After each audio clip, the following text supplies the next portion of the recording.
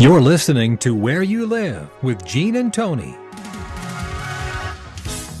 Welcome back to Where You Live with Gene and Tony. We've had quite a discussion today here talking about what happens when government gets involved with running your HOA. That's not to say that there isn't a necessity for having some laws in place, but one of the things that I think, Tony, wouldn't you agree that we find is that there has been a lot of thought and reasonableness already put in place with a lot of governing documents and with state statutes these many years later. And it allows for each HOA to be autonomous and to really to run themselves without interference from another entity. That's right. For many reasons. Well, at least one good reason is they're a private corporation, a private nonprofit corporation, the HOA. It's a representative government. Every member has a voice in that government. They can come to board meetings. They can raise a petition to call a special meeting if they disagree with the board on an issue. And so often the people that are at the state legislature raising issues and complaints are the people who could not get a consensus of opinion. They could not get support in their own homeowners association for their issue or for their take on an issue. Yeah, and I also just want to point out, too, for our listeners, by the way, Tony's broadcasting live from the Concierge Landscape Studios, and I from the Extreme Exteriors mobile broadcasting unit powered by Skype in northwestern Wisconsin right now. Another thing we hear from all of these so-called homeowner advocates is they see a conspiracy among attorneys and CAI, which is the Community Associations Institute, a nationwide homeowners association advocacy group. They see a conspiracy somehow, and Mr. Friedrichs talked about arbitrators, professional arbitrators now rolled into this conspiracy. They just want to make money. They just want to cause all this trouble. They want to persecute homeowners. They want to go to the state legislation and make more and more money. And the other perspective on that issue is there are attorneys that specialize in homeowners associations. There are attorneys who help draft governing documents because it has to be a legal document that is equitable and fair to all.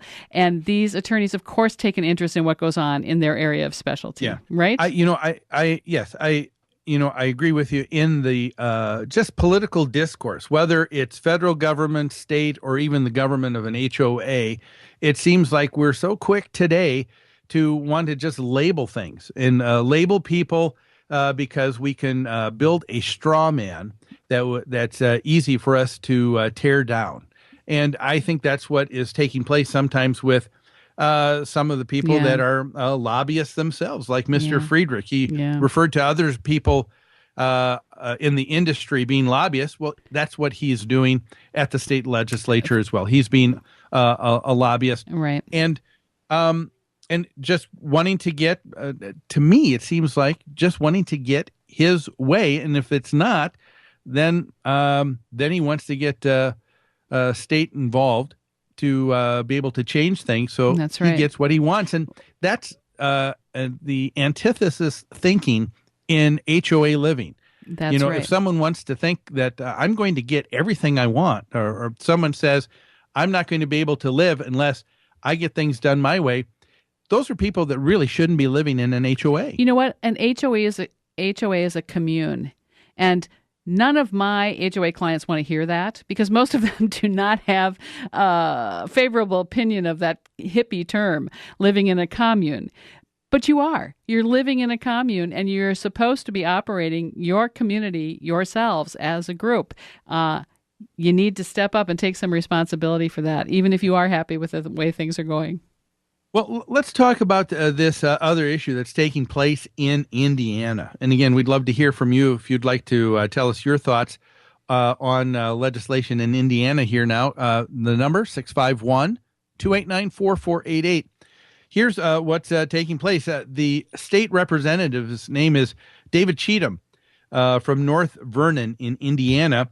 He's the one that has made the statement that he considers this legislation to be one of the top consumer protection bills to come through the Indiana General Assembly. And so let's read what this legislation does, and you tell us if you agree with that. It says Indiana Governor Mitch Daniels has given final approval to the legislation authored by State Representative David Cheatham that would protect the rights of families in the event they've been wronged by a homeowners association. House Bill 1058 enables families to turn to who? The Indiana Attorney General's office for help whenever a homeowner is upset with a HOA when they think that the HOA has failed to live up to their contract responsibilities with things such as the renovation of streets, sewers, sidewalks, capital improvements. David Cheatham said the Attorney General will be able to respond to the complaints from residents about alleged criminal activity committed by a homeowners association or any member of the association's board of directors. Tony, what do you think? Well, I'm kind of surprised to find out that if I were a homeowner in an association and I thought a board member was involved in criminal activity against the association, I'm surprised to hear that I can't go to the Attorney General about that in Indiana until this bill is passed. Is that what they're saying? Well, I know it kind of is ignoring the obvious, and that is when there is criminal activity. Do you really need another bill? How about you pick up the phone? If you can show that someone took money, absconded with money, it becomes it doesn't become a civil matter anymore. It becomes a legal one, and we have a police force, and we have others that all you need to do is begin a charge and let things go from there. Yeah, it sounds on the surface like more unnecessary legislation. Mm-hmm.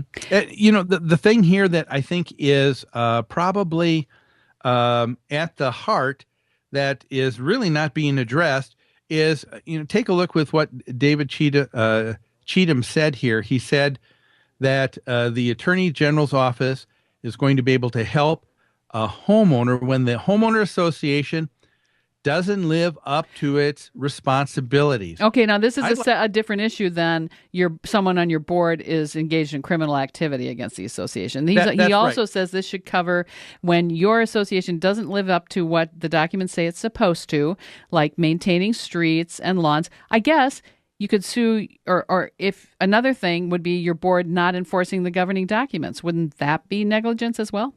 Yeah.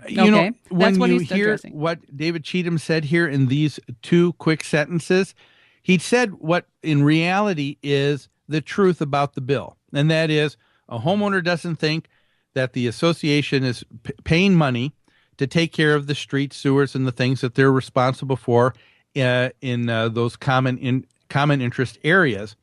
But then he throws in this quickly criminal activity. I think he just does that just for an emotional appeal.